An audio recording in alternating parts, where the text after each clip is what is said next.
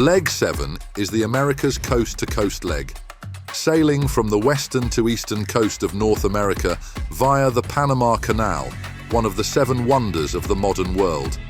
After the vast distance and remoteness of the previous leg across the North Pacific, Leg 7 has a completely different feel. When you set sail, you'll be starting in cooler conditions and the more lively seas of the North Pacific.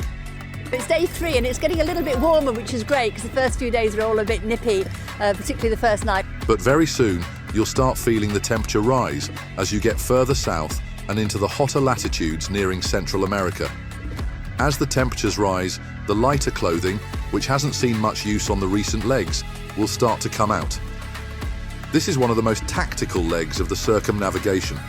Some teams may decide to stay nearer to shore in the hope of riding the breeze that feeds off the land.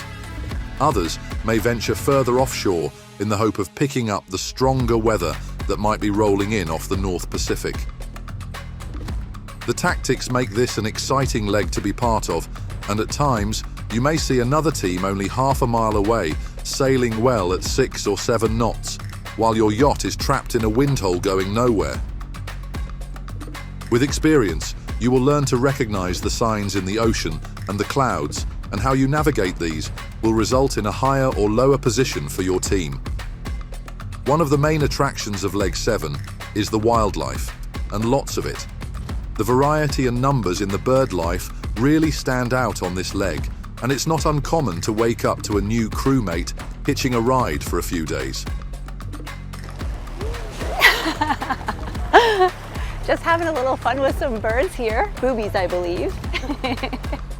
Also enjoying your company will be the dolphins, who often travel alongside, darting and jumping in front of the boat.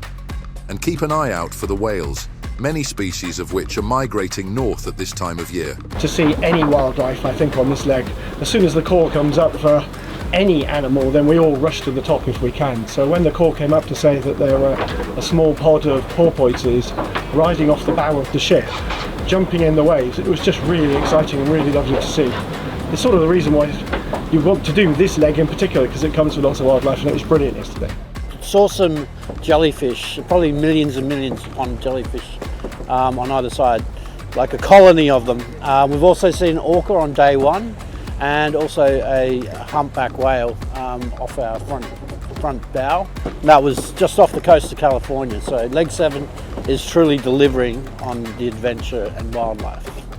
One of the main highlights will be traversing from the Pacific to the Atlantic via the Panama Canal.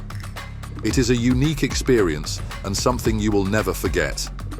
The fleet will pass the enormous Panamax ships, also using the canal to shortcut the otherwise long and perilous journey around the bottom of South America.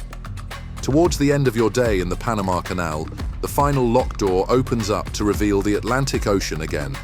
For circumnavigators, this is a symbolic moment as they return to the ocean where they started their journey around the globe 9 months before. Navigating the Caribbean will make for some exciting racing as you pass Jamaica and sail between Haiti and Cuba and many other famous Caribbean islands. Life on board will be challenging, with many sail changes required due to lighter winds near the Windward Passage between the islands of Cuba and Hispaniola. As you venture north, the weather starts to change again, and fast-building storms with spectacular electrical light shows can make night a memorable experience. Boat speeds will be boosted by the northerly flowing Gulf Stream, helping to bring down the miles faster than usual.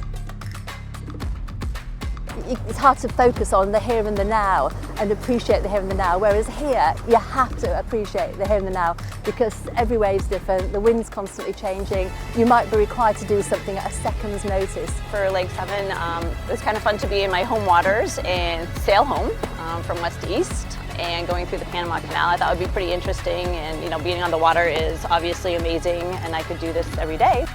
After the intense racing, the crew can look forward to a warm welcome on the east coast of America, treated like heroes before taking on the homecoming leg of the circumnavigation.